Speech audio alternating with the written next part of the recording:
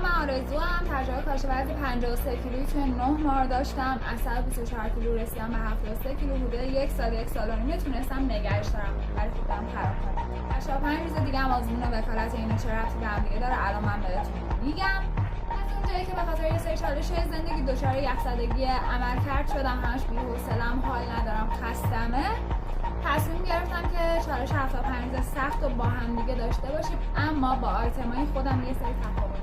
آیتمای اصلی چیه؟ اینکه تو هر روز از خودت عکس بگیری، روزی 3 لیتر آب بخوری، حداقل 10 صفحه کتاب بخونی، سرخیز باشی و 2 نوبت ورزش داشته باشی، یه نوبتش خارج از خونه باشه، رژیم غذایی سالم و ثابت داشته باشی.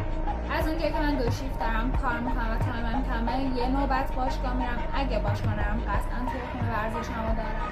و از اونجایی که من زیاد چای میخورم، این باید بره کنار و من خیلی یادم میره آب بخورم، باید آب بخورم زیاد.